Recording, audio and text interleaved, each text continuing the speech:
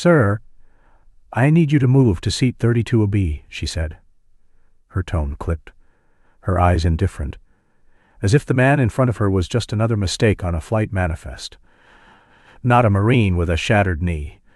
Not a grandfather flying across the country to witness his legacy in uniform. Walter Remington looked up slowly from the seat he had booked months in advance, his voice steady, almost soft. "I chose this seat for medical reasons." But the flight attendant didn't blink. "If you don't move, we can't close the door." And so he stood, limped away in silence, leaving behind the only inch of space that would have spared him 5 hours of pain. No one offered to help. No one asked why. But someone was watching. 9 minutes later, the cockpit door cracked open, and the air inside that plane shifted like a storm moving in without sound. When the captain stopped at row 32 and raised his hand in a crisp salute, the hush that followed wasn't just silence, it was reverence. Because sometimes honor doesn't shout. It waits for the moment someone finally sees it. If that still matters to you, stay with this story. Comment honor if your heart stirred for him. And join us, not just to watch, but to remember what we owe the ones who never ask. Walter Remington was 78 years old, but you wouldn't guess it by the way he sat. Back straight, chin steady, eyes sharp like a man still measuring distance and wind. His hair had thinned but held its silver with dignity, and his hands, battered, veined, calloused, moved with the patience of someone who had spent a lifetime folding things with care. Shirts, letters, flag. Every morning, before the sun pushed over the hills outside Billings, Montana, Walter brewed 1 mug of black coffee. No sugar, no cream, always at 5:43 a.m. Not a minute before, not a second late. Then he'd sit on the porch of his modest single-story home, alone, watching the world breathe without him. His wife had passed 6 winters ago. His only daughter lived 2 states away. Most days, the only voices in his life came from the radio, old Marine broadcasts, and weather updates. Walter had served 3 tours in Vietnam, 1966 to 1969, 1st Marine Division, mostly in Khe Sanh. He earned 2 Purple Hearts, 1 Bronze Star, and a knee full of shrapnel that never let him forget the jungle, not even in his sleep. That leg never fully healed.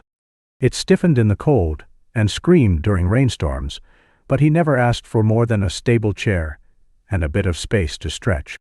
These days, few people look twice at the limp. To most, he was just another old man shuffling through the produce aisle or limping across the pharmacy parking lot. He spoke little and expected nothing.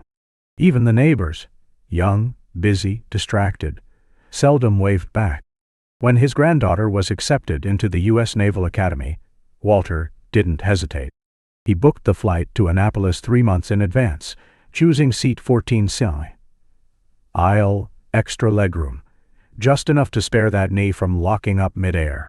He circled the date in red pen, folded the boarding pass into his wallet like a keepsake.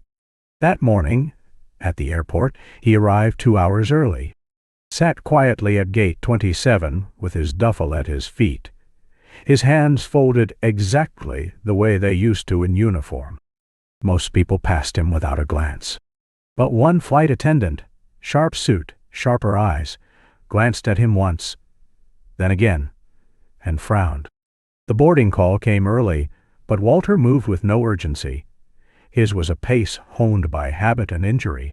At the jet bridge, he nodded once to the gate agent, his thank you barely louder than a breath, then walked down the ramp, gripping the railing with one hand and the strap of his duffel with the other. Inside the plane, he found his seat, 14C, aisle, premium economy, and lowered himself with the kind of care most people don't notice, but those who live with pain perform like ritual. He stowed his bag, exhaled, and closed his eyes. The seat wasn't luxury, but it was mercy. The hush broke 3 rows ahead. A flight attendant, polished and perfunctory, leaned into a conversation, frowned at her tablet, and then turned, heel sharp, posture practiced, toward him. "Sir," she said, voice clipped yet polite. "Are you seated in 14C?" Walter opened his eyes. "Yes, ma'am." She crouched slightly, smile in place. "We have a mother and 2 children, separated across the cabin. Your seat and the 2 beside it are the only block available to seat them together." Walter blinked. "I booked this early because of my leg." She didn't blink. "We appreciate your understanding, sir. It's just for this flight." He looked toward the front. Saw the mother cradling a toddler, 2 more kids nearby. He looked back at his hands. Scarred. Still. "What's the alternative?" "See at 32B. Back row, middle," she replied. "A middle seat. No legroom. No aisle. No mercy." "I'm sorry," Walter said, voice even, "but I really can't sit there. My leg won't make it." Her smile thinned. "Sir, if you choose not to move, we may not be able to depart on time." There it was. Not a request. An ultimatum. Eyes were on him now. Rows gone quiet.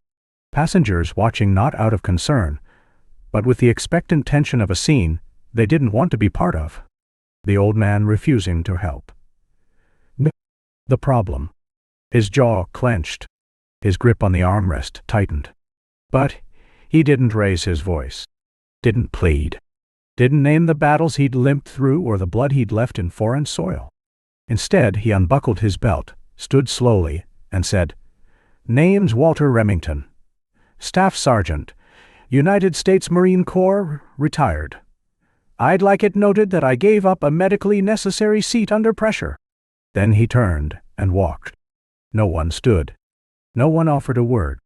The family passed him without a glance. Row 32 smelled of coffee and bleach. The seat was tight, boxed between a kid in headphones and a businessman who claimed both armrests. Walter lowered himself into the space with a grimace. The pain arrived quickly, sharp behind the knee, creeping up his thigh. He didn't speak. Didn't move. Just folded his hands and stared ahead. But someone had watched everything. 3 rows up. A woman in a navy blazer. Laptop closed. Phone resting quietly on her palm. Charlotte Mason. She didn't film. Didn't gasp. Just typed a message. Short, direct.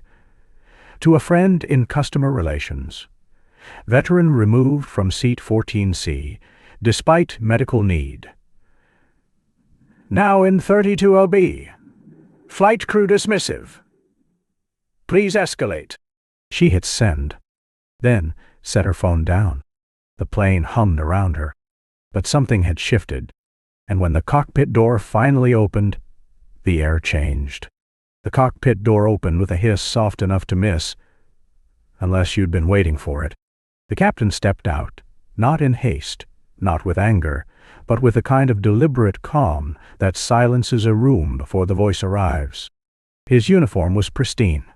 Flight bars gleaming, gold stripes catching the ceiling light, silver wings resting over his chest, like they belonged there more than anywhere else on Earth. Captain Nathaniel Cole, retired Air Force, 23 years of service, 11,000 hours in the sky.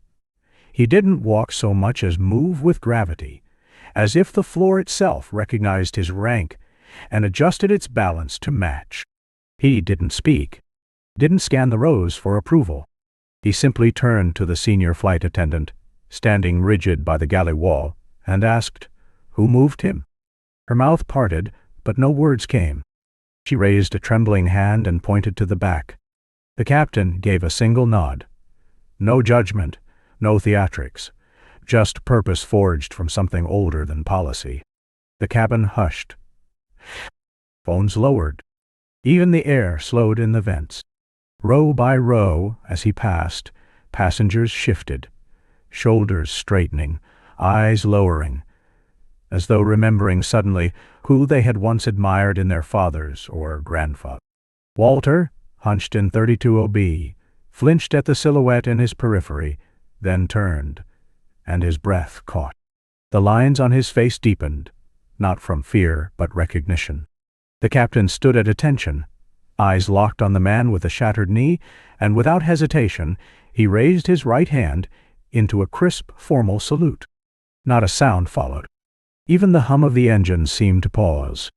"Staff Sergeant Walter Remington," he said, voice calm but carrying.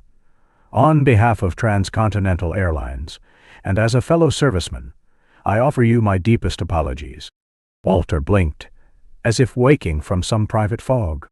The captain didn't wait for permission. He turned to the cabin. "Is Miss Monroe in the aisle?" The young flight attendant, pale, lips pressed to a line, stepped forward. "Yes, Captain. You will personally escort Staff Sergeant Remington to seat 1IA. She hesitated. "Captain, 1AA's currently." "Then ask for a volunteer," he interrupted gently. "And if none offer, inform them that the captain of this aircraft is requesting that seat for a combat veteran." Walter started to rise, but the captain extended a steadying hand beneath his elbow. "Please," he said, "let us make this right." The businessman beside him moved aside, suddenly awkward in his pressed shirt. The college kid removed his headphones. Shame flickered in the air like static. And then, without warning, from 5 rows back, a man in his 30s stood up. Bald, broad-shouldered. Civilian clothes, but a bearing no one mistook. His voice broke as he spoke, eyes wet with memory. "Staff Sergeant Remington, Camp Leatherneck, 2006. You pulled me from the fire." Walter didn't speak. His jaw set. But something shifted in his gaze. Recognition, and then a flicker of pain that wasn't physical. Captain Cole glanced toward the man, gave the smallest nod. Then he turned his head slightly and asked one question. Just 2 words. "Which one?" And that's when everyone knew no one was going to forget this flight. He didn't raise his voice. He didn't even raise his hand. Captain Cole simply stood in the aisle, the weight of every stripe on his uniform pressing into the silence. He turned, slowly, toward the front of the plane, toward where Kayla Monroe now stood frozen, her posture rigid, like a child waiting for punishment. Her tablet still clutched to her chest, as if it could shield her from what was coming. But he didn't speak to her. Not yet. Instead, his eyes settled on the man seated in 1A. A man in a crisp polo shirt, sipping from a branded water bottle, oblivious, or pretending to be. The captain's voice, when it came, was soft. Too soft. "Sir," he said, "may I ask how long ago you boarded this flight?" The man blinked. "What? I don't know. 20 minutes, maybe?" Cole nodded slowly, like a man ticking off steps in a checklist. "Interesting," he said, "because seat 1A was never assigned to you." The man shifted in his seat. "What's this about?" he asked, half laughing. But it didn't land. No one joined him. The air had thickened too much for that. Cole turned to Kayla now. "Miss Monroe," he said, "kindly replay the last 10 minutes of your service log on that tablet. Loudspeaker, please." She hesitated, color draining from her face. "Captain, no." Her fingers trembled as she tapped through the screen, and then her voice played, cold and professional, echoing into the cabin. "If you don't move, we can't close the doors." Then Walter's reply, "I chose this seat for medical reasons." Then Kayla again, "We need this for a family." And finally, his voice, calm, defeated, "I gave up a medically necessary seat under pressure." The playback stopped. No one moved. The businessman in 1A tried to smile. "Okay, look, maybe it was a mistake. How was I supposed to know?" Cole didn't blink. "You saw him limping, didn't you?" The man faltered. "I guess. And you didn't think to ask why a decorated veteran was being pushed to the back of a plane?" Silence. "You accepted the comfort, knowing it cost someone else his dignity." The businessman opened his mouth, then closed it. Cole nodded once, then turned to Walter. Sir, we're correcting that now. And with one subtle movement he extended his hand, not to the man in one ear, but toward Walter Remington. Walter rose. The cabin held its breath. The man in one eye didn't protest. He couldn't, because the entire plane was watching now, not with scorn, but with something colder, judgment sharpened by truth. And when the captain stepped aside and let Walter pass, the man in the polo shirt finally looked up. And for the first time, his eyes didn't hold defiance. They held something else entirely, the beginning of fear. The silence that followed was the kind that didn't need permission to settle. It just did, quiet as snowfall, heavy as truth. The man in the polo shirt, still seated in 1A, now looked like he'd aged a decade in minutes. His fingers clutched the armrest not for comfort, but for something to hold on to as control slipped through his hands. Captain Cole said nothing more. He didn't need to. The truth had already done its work. But then, someone else stood up.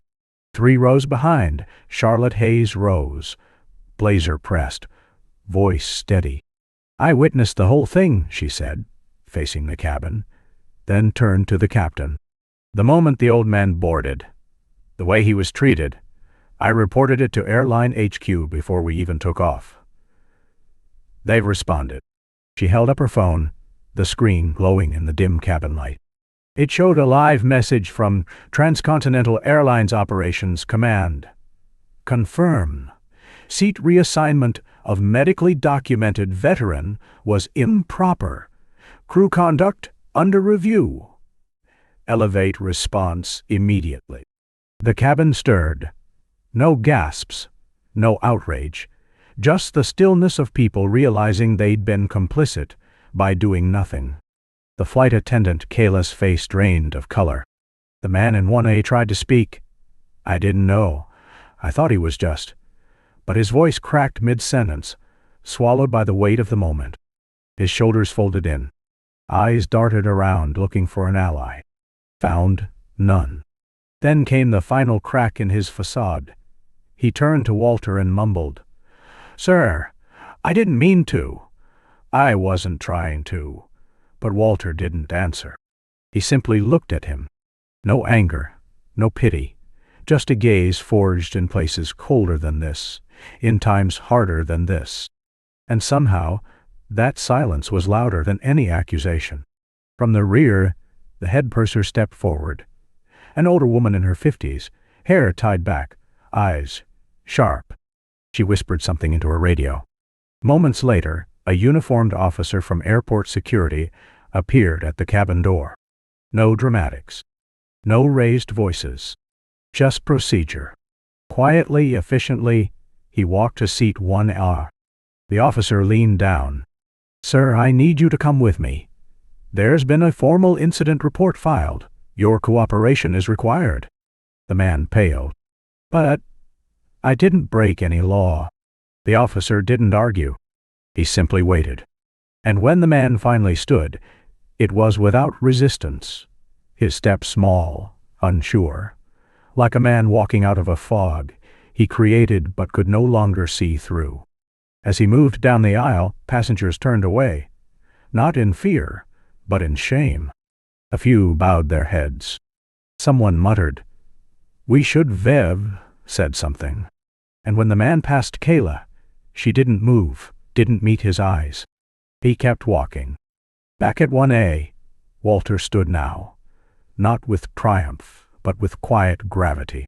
He didn't smile. He didn't gloat. But in that moment, the space around him seemed to shift. Not just first class, not just a seat, but a reclamation of something bigger. Dignity. And in row 7 a boy looked at his mother and asked, "Mom? Was that man a hero?" She didn't answer right away, just watched the empty aisle, where a coward had once sat, and whispered, "Yes," and we almost forgot what one looked like. Under the soft hum of the cabin lights, something had changed. Subtle, but undeniable. The kind of change that didn't come from a speech or a confrontation, but from the silence that followed, from the weight of what had just been seen. The businessman, who'd elbowed Walter for space earlier, now sat rigid, eyes on his lap. Taw! His hands clenched, then slowly released. He didn't speak. But when the flight attendant walked by again, he touched her arm, just briefly, and whispered, "I should have said something." She didn't answer. She just nodded, once, and kept walking. Charlotte Hayes, still in her seat by the window, didn't open her laptop again. She watched Walter, her gaze soft, no longer analytical, no longer distant. She picked up the airline napkin, wrote 2 words, "Thank you," and slipped it into the breast pocket of his coat when he stood to stretch. Across the aisle, a teenage boy pulled off his headphones. His mother, who'd earlier looked annoyed at the delay, now sat with both hands wrapped around a coffee cup she hadn't touched. Her eyes were glassy. "That man," she whispered to her son. "He was willing to give up everything, and we let him sit in the back." The boy didn't respond. He just looked down and said, "Can I give him my cookies?" He didn't wait for permission.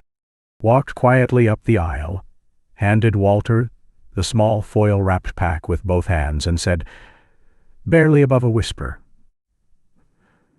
"For the flight, sir." "Thank you, sir."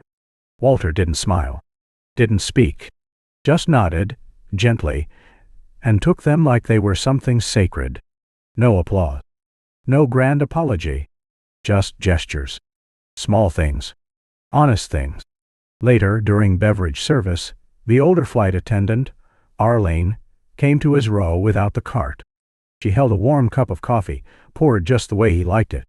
No cream, no sugar, just black and still steaming. "For your knee," she said. Her voice was quiet. "And for Annapolis." Walter accepted it with both hands. "You remembered," he said. She only nodded. Then came a hand, rough and calloused, resting lightly on his shoulder. A man from the back. Bald cap, weathered eyes. Didn't give his name. Just said, "Semper Fi," and walked away. And when Walter looked around, he realized they weren't clapping because they understood. That wouldn't be enough. So they stayed quiet, because sometimes silence is the only way to say, "I was wrong." Walter never stood to make a speech, never demanded thanks. He simply reached into his duffel, pulled out a worn cloth, and gently unfolded an old American flag. He set it across his lap, smoothing the creases with careful hands, like someone polishing memory itself. And when a young girl across the aisle saw the flag, she leaned over to her father and whispered, "Daddy, he's like the soldiers in my book." The man nodded. "No, sweetheart. He's the reason that book was written." Walter looked out the window, where the clouds parted over a stretch of Maryland coast, glowing in soft orange light. He didn't say anything. But in the stillness of that moment, his presence filled the cabin with something the airline hadn't planned for. A kind of reverence. A kind of homecoming. And maybe, just maybe, this place could feel like home again. The bar hadn't changed its name, but everything else had.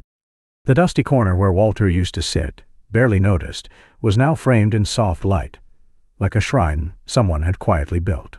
A small plaque beneath the flag read simply, "Sergeant Walter J. Merritt, you made us remember." No speeches had been given, no ceremonies held, but someone had cleared space on the wall, mounted the frame with care, and placed a folded marine cap in a glass case beside it. It wasn't a tourist attraction. It wasn't loud. It just was.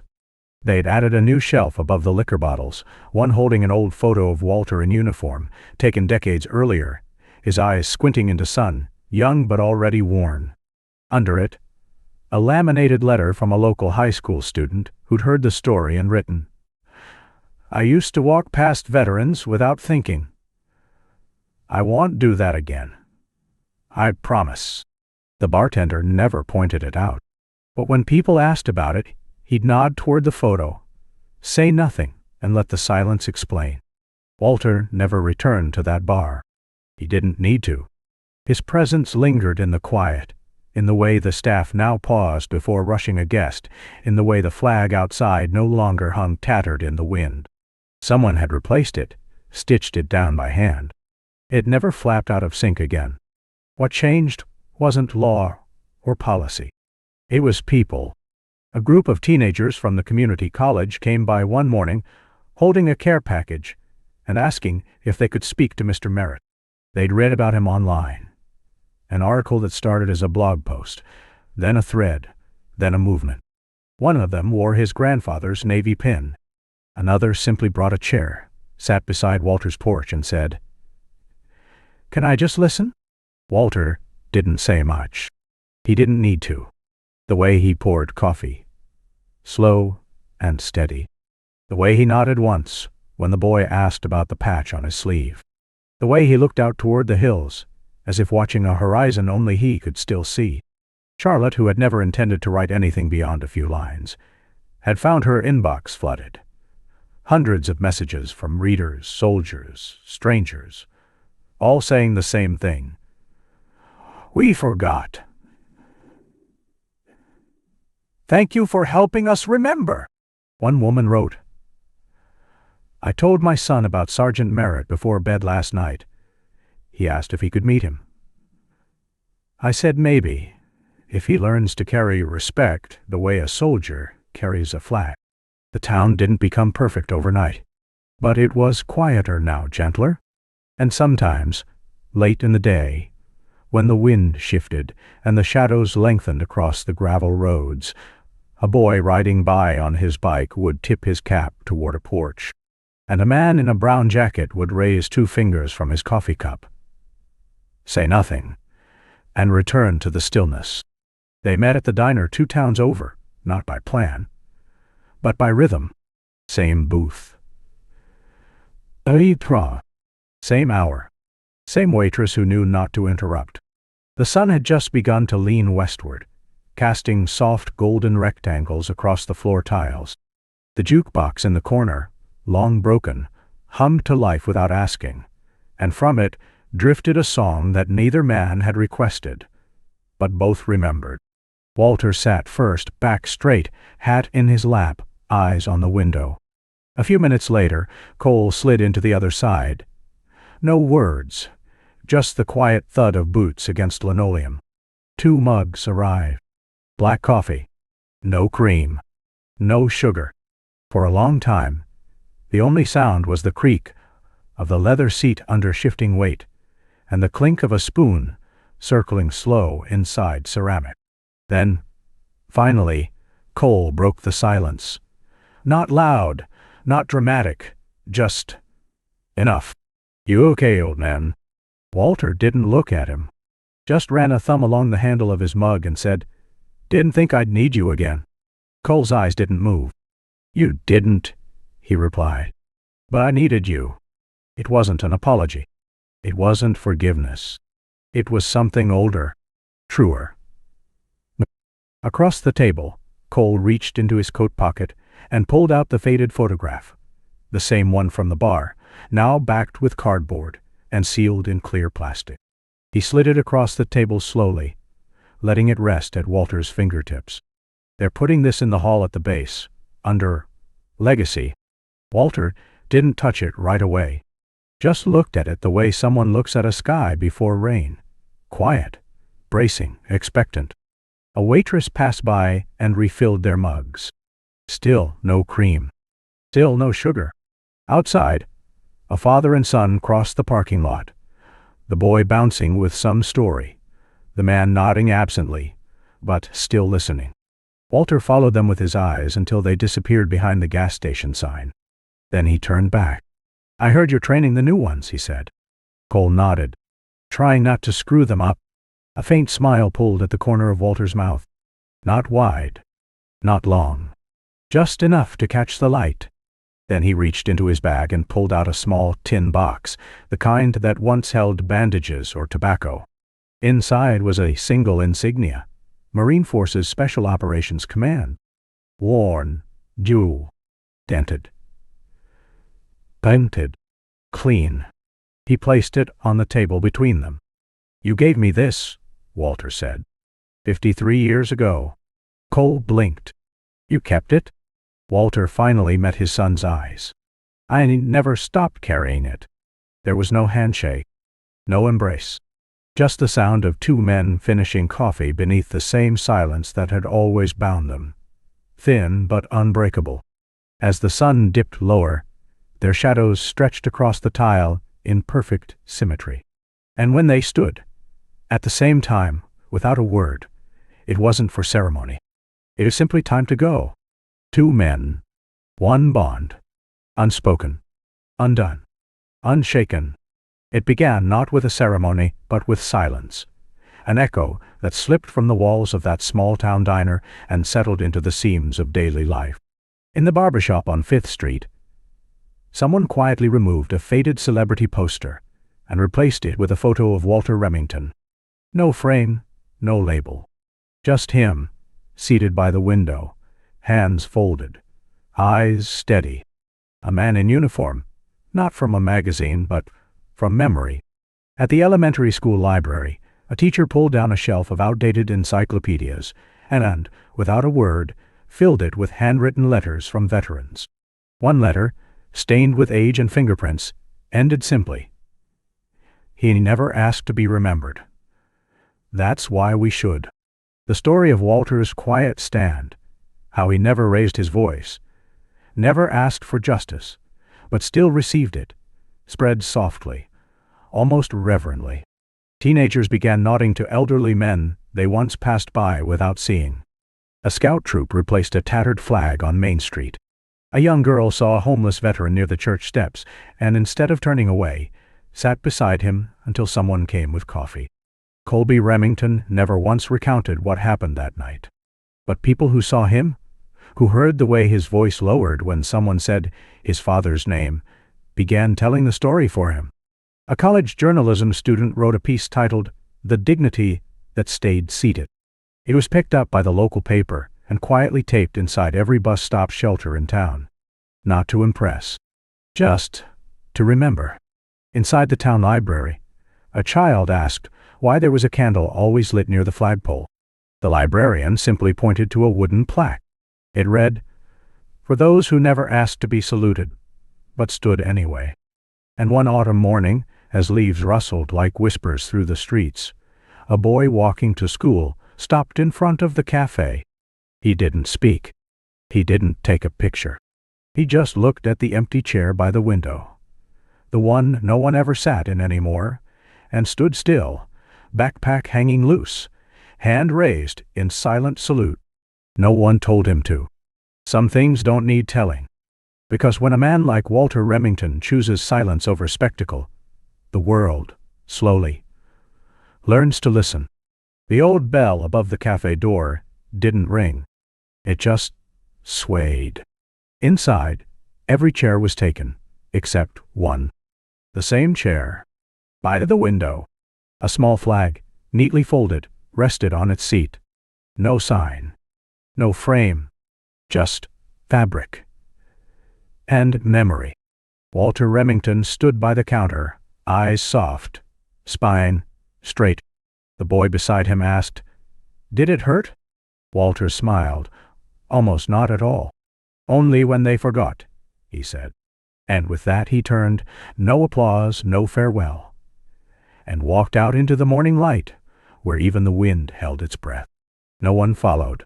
They just stood and stayed, until the last sound was the slow ripple of the flag outside. Some men carry wars on their backs. Others carry silence. But the rarest carry both and never ask you to understand. If that silence moves something in you, stay a little longer. Comment on, or if you still believe dignity doesn't need to speak loud. And follow this channel if part of you still stands when others sit.